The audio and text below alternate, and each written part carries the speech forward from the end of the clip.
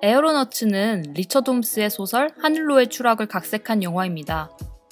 그리고 그 하늘로의 추락은 실화를 바탕으로 한 소설이죠.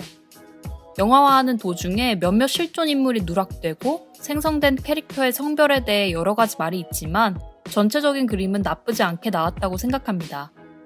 더 높은 하늘에 대한 인간의 욕심과 도전, 그 중심에 놓인 아멜리아와 제임스라는 두 비주류 캐릭터, 이 영화의 전부이자 가장 큰 재미 요소겠죠. 열기구라는 소재는 독특합니다.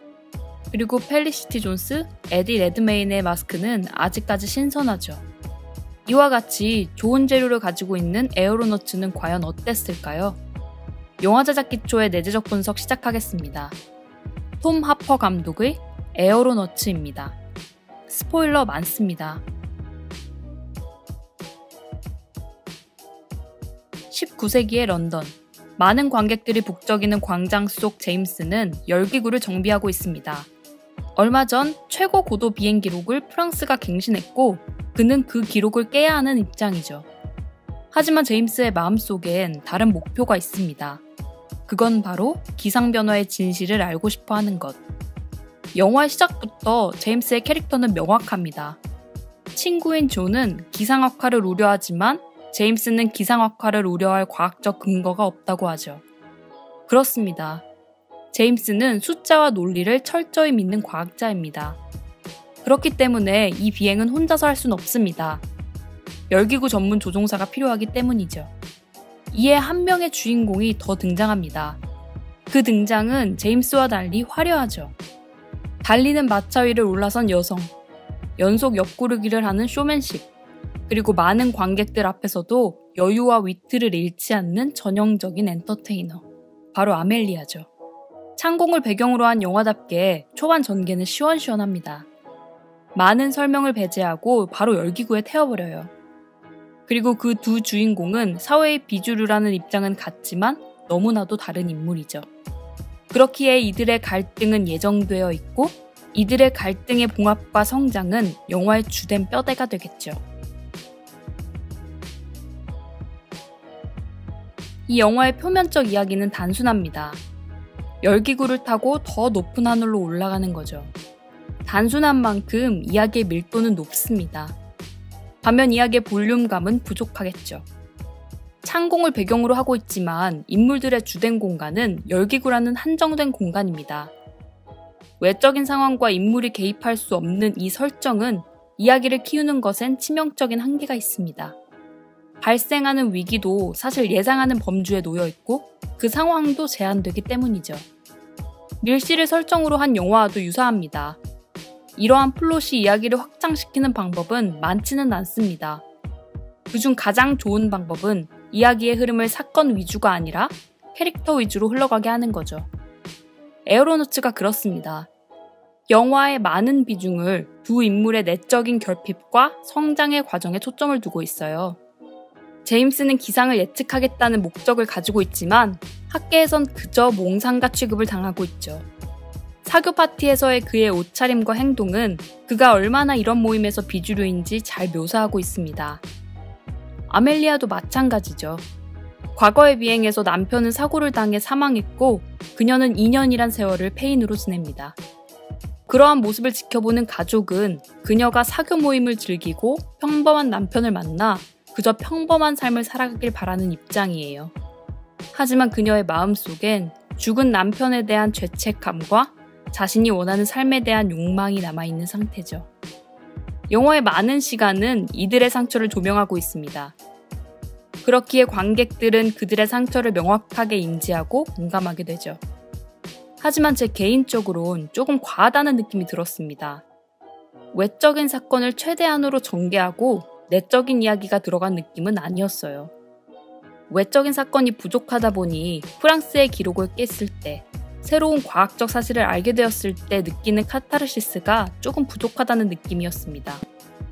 영화가 끝났을 때도 여운은 남지만 풍성하다는 느낌은 없었어요.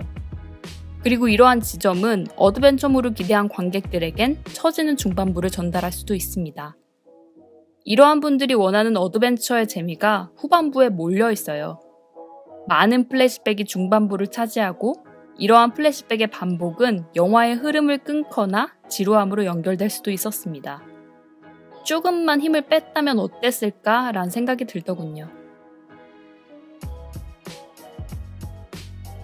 높은 하늘로 올라가겠다는 주인공들의 목표는 빠르게 성공합니다. 폭풍을 만나는 한 번의 위기가 있었지만 아멜리아의 경험을 토대로 극복하게 되죠. 프랑스의 기록을 깬 그들은 가장 큰 적을 만나게 됩니다. 바로 자신의 욕망이죠. 숫자와 과학적 근거만을 믿는 제임스는 예상치 못한 폭풍을 만나며 경험과 감각을 지닌 아멜리아를 인정하게 됩니다. 하지만 지식에 대한 욕망은 멈추지 않죠. 자신의 목숨을 던지더라도 도달하고 싶은 목적. 아멜리아는 그런 제임스를 보며 과거의 자신의 모습을 바라보게 됩니다. 여기서 아멜리아의 가장 큰 내면적 결핍이 등장합니다.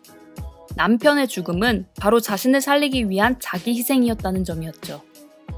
열기구는 더욱더 높아지고 부족한 산소와 떨어지는 온도로 제임스는 정신을 잃게 됩니다.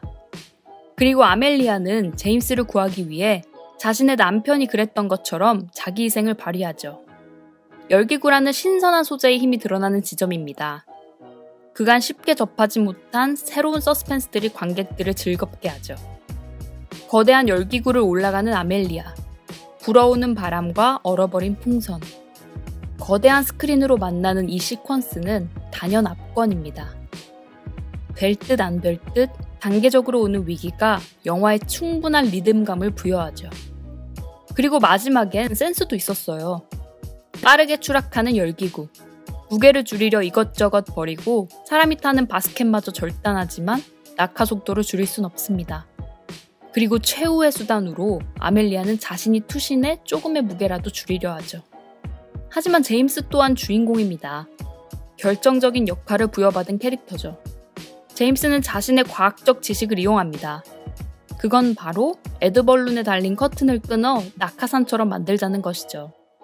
초반부의 열기구에서 강아지를 밖으로 던지고 그 강아지가 낙하산을 타고 떨어지는 장면이 있었어요.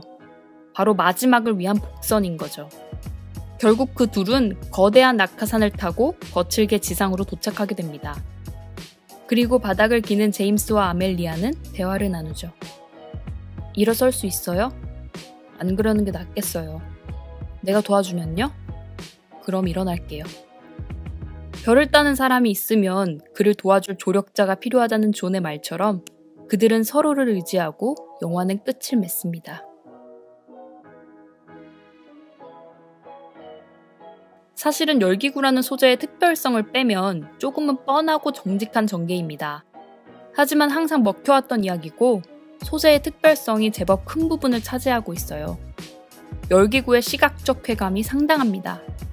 하늘에서 보이는 런던의 광경, 광활한 창공의 모습과 아름다운 눈의 이미지, 그리고 이러한 자연이 주는 거대한 위기감과 이에 대한 인간의 도전은 묘한 성취감을 관객에게 전달합니다. 두 배우의 연기 또한 좋았습니다.